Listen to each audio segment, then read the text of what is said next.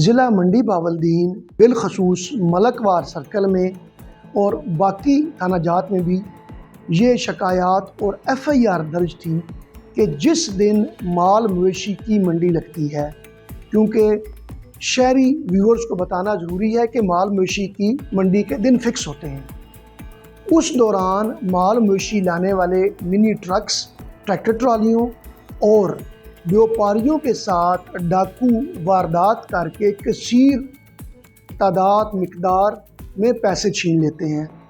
اس لیے منڈی کے دن تھانہ گوجرا ضلع منڈی بہاولدین میں اس خاص حصے میں پیٹرولنگ لگائی گئی تھی جہاں سے بیوپاریوں اور مال مویشی نے مال مویشی کی منڈی میں جانا تھا، یہ جانتے ہوئے کہ ڈاکو مسلح حالت میں ہوتے ہیں، ان کے پاس جدید ترین ویپن ہوتا ہے اور اللہ صبح کا وقت یعنی یہ پولیس جو پیٹرولنگ کرتی ہے یہ نماز فجر سے لے کر 7-8 بجے تک ہوتی ہے اور شدید دھند میں پولیس اپنی پیٹرولنگ کر رہی تھی۔ اس یخ بستہ سردی میں ڈاکوؤں نے ڈکیتی کی نیت سے ایک منی ٹرک کو فائر مار کے روکا ہوا تھا۔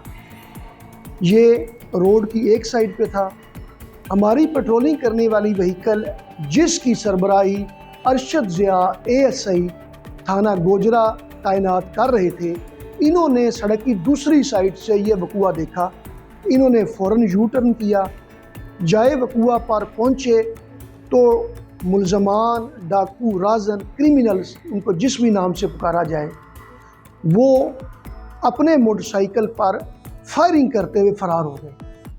انہوں نے وہاں جواں مردی اور بہادری کی داستان رقم کر دی اور اس موٹر سائیکل کا تعاقب شروع کر دیا۔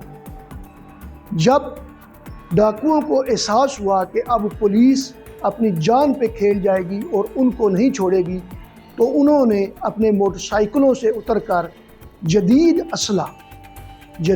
اسلحہ کلاشنکوف، جسے ہم عرف عام میں کہتے ہیں، AK-47 سے پولیس وہیکل پر اندھا دھند فائرنگ شروع کر دی۔ ہمارے معاشرے میں اس کو کلاشنکوف کہتے ہیں، جبکہ AK-47 اس کا ٹیکنیکل نام ہے۔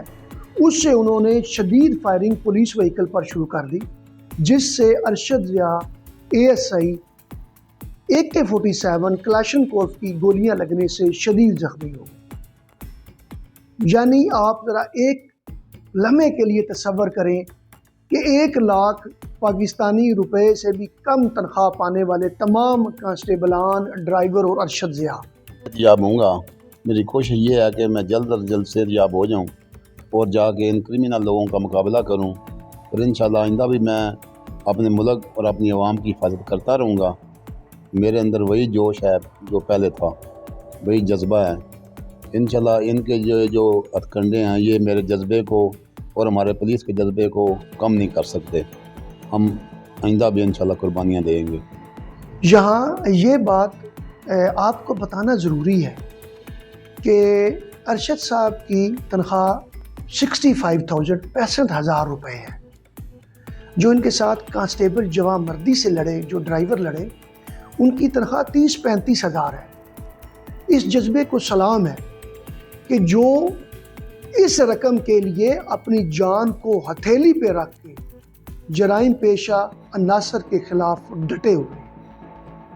65,000 کے لیے اگر یہ اپنی جان خطرے میں ڈال رہے ہیں تو یہ ان کی سیلری کا نعم البدل نہیں، بلکہ وہ جذبہ ہے، وہ جوش ہے، وہ ان کی معاشرے سے کمٹمنٹ ہے کہ یہ معاشرے کو، یہ آپ کو، یہ آپ کے بچوں کو جرائم پیشہ عناصر سے بچائیں گے، اور اس دوران اگر انہیں اپنی جان بھی دینا پڑی تو یہ دریغ نہیں کریں گے۔